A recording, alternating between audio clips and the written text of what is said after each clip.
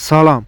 Ölkəmizin İtaliyadan M346 təlim təyyarəsi alınması məsələsi var idi məlum.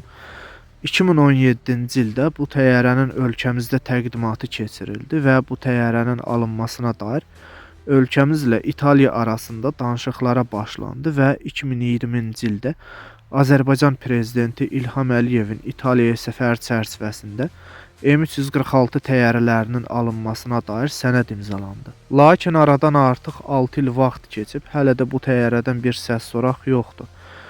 Bu təyyarənin alışı niyə baş tutmadı, bir müdaxiləmi oldu bilinmir. İnanmıram ki, ölkəmiz bu təyyarənin tədarük vaxtını uzatsın. Çünki hava qüvvələrimizin bu təyyarəyə daha çox indi JF-17-yə hazırlığın getdiyi, kursantların hazırlandığı bir vaxtda ehtiyac var idi. Bəs M346-nın yerinə hansı təyyarə alına bilər?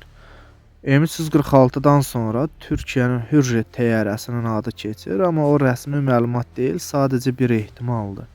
Hürjet ilə bağlı danışıqların getdiyinə dair rəsmi hər hansısa bir məlumat yoxdur. M346-nın yerinə Hürjet seçilə bilərmi? Ölkəmiz Hürjeti seçsə, bu halda növbə gözləməlidir. Çünki ilk İspaniyanın sifarişi var.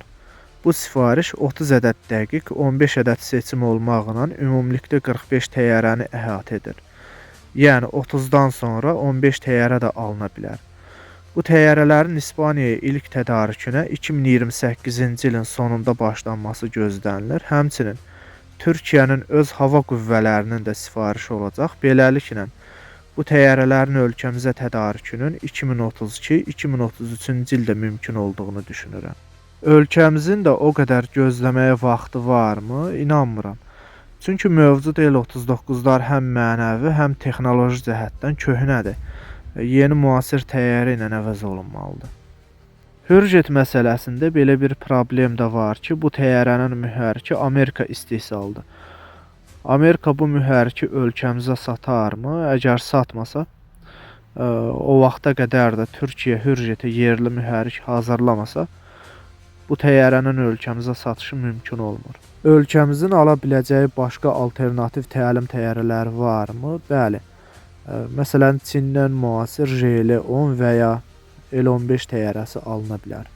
Həmçinin Çexiyanın El-39-un son modeli olan El-39 Skyfox təyyarəsi də var, lakin onun da mühərriki Amerika istehsalıdır. Ölkəmizin seçimindəki hansı təyyarədir, hansı təyyarə alınacaq, yaşayıb görərik inşallah.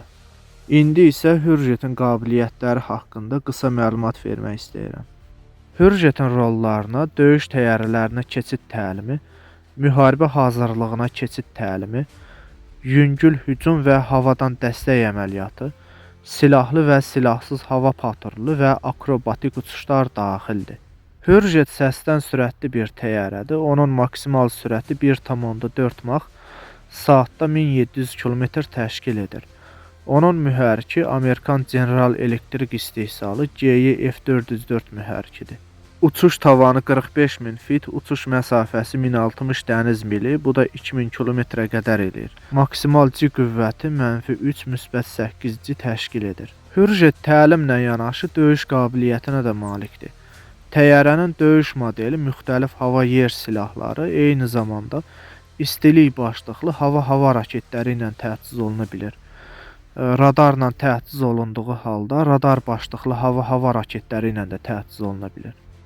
Radarla təchiz olunduğu halda Hürjet radar başlıqlı raketlərlə orta və uzaq məsafələrdən hava hədəflərini vurma imkanı qazanır.